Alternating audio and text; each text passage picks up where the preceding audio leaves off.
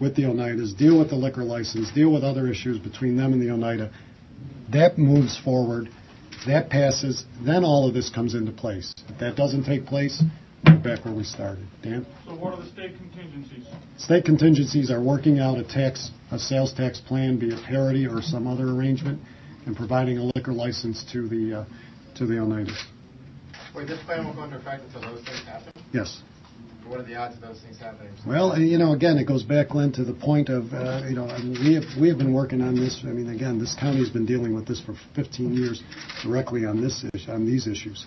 The issue that keeps coming back is deal locally. I mean, the city of Sherrill dealt locally on their issues in one respect, so did the city of Oneida. We have dealt locally, but now we're tying it to the bigger picture, and we're saying to the state, move on this, move forward, do something about the tax issue that, again, impacts all of these pieces. Let's end this once and for all. Let's resolve these issues and move forward. Was there a law, or maybe an agreement's a better term, that if any settlement comes, the state of New York gets that money put into, I guess maybe an extra account, if you will, until... Are you talking about the sales tax side of it, or whatever? That's under discussion with the Oneidas and the state of New York at this time. Who else was involved in the negotiations that you conducted with the nation? Myself, my legal team, and the chairman of the Board of Legislators. So after 10 years, there's nothing written or not no at this agreement time. that they'll make any payments to the county? Well, they will continue making payments on properties that they own at that time. That are not going into trust. No, beyond that. Could you explain further this idea of parity in taxation if in fact state sales tax is not collected? Are you talking about an Oneida tax? I'm talking about, well, again, and this is in discussion between the Oneidas and the state, which is a part of the overall agreement. So if the Oneidas are discussing tax parity, which is a tax on their end, but again, it's going through the process of working with the state on how that gets resolved. Does that then meet some of the opposition to past deals because at least their prices come up to a level that's competitive? Well, I think that's the intent. Obviously, that's clearly trying to level the playing field. But I think it's the greater issue of do something. I mean, our message to the state here, from the county's point, is we can, if we can move this, that it's time for them to move something forward. Again, I go back to the two governors. And again, at one point there was money in the state budget for collection of taxes. Then it was taken out. There's no money in this year for the collection of any taxes relative to Indian sales.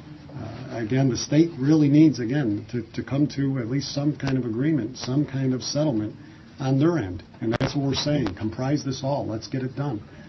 We can if we can resolve our land issues here and move forward, and you can resolve the sales tax issue and move forward. Let's work towards that solution, Joni. Tony, if there's June 19th deadline date for the state to have to agree to this. June 30th. June 30th, is it? Why is it June 30th? Well, I've been dealing with this just for 2.5 years myself, and everybody has been dealing with it a lot longer. But I think the point is we got into serious negotiations with the Oneidas, and then finally got the right people from the state at the table about 6 months ago. And again, this delay is not good. And so we thought together we would put some time frames on it, and I think that's important. Now, does that mean? It just means that we want to move this forward in this period of time, and if not, I guess we'll have to go back to the drawing board or see where we go next. Now, Judge Kahn's going to hear arguments in the other cases. Yes. Starting in the month of June. Sure. If he decides in favor of the others, the Madison County, what happens to your agreement here? Well, if it's not passed, nothing. Then our litigation continues throughout this process, and unless this is settled or agreed to by that time Judge Kahn hears arguments, we'll be in those arguments as well. So our litigation, nothing is stopping as I speak here today, or even as the board passes this, hopefully at the end of the month and going forward until all of the approvals from the state are met, and then it goes in front of the judge for signature. So again, the litigation process continues. In the negotiations, the nation ends up with 8,800 acres of land and a liquor license. Which was the major negotiating point between the county? The county was really, for the county, it was revenue and land. Outside of The liquor license had nothing to do with the county side of negotiations. That's between the state and the Oneidas.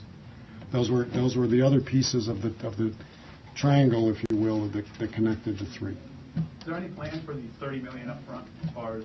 Yes, there is. There's I mentioned that it would be shared. There is and you will get your packet at the end of this that has the full agreement, and part of it is, over the years I've heard there's been other discussions about settlements and agreements. There's never been a written agreement that has been between the two parties in writing. I mean, there have been different agreements that did not have substance or negotiated position behind it. And you will get that. And with that packet also goes the distribution of that $30 million. The way I propose distributing that $30 million is addressing two pieces, splitting it down the middle, addressing property tax issues, in which $15 million will be distributed through those taxing jurisdictions that have had impact in the land area. And it's important to note that Oneida County and the arguments of taxation and property taxes, Oneida County, by law, have been providing tax payments to those jurisdictions that went uncollected, with the exception of the Turning Stone parcels. And that came to the tune of about $5.9 million. So out of that $15 million, Oneida County will take 5.9 right off the top, because we've been paying those taxes over the number of years to those taxing jurisdictions, and I believe that all of Oneida County, everybody had paid in those tax receipts, and so that comes back to us. That leaves about $9 million to distribute to the other taxing jurisdictions, including ourselves as well, which would leave VVS School District with over $6 million in revenue. And then there's a breakdown for the other taxing jurisdictions. Oneida County would get another $2 million as well.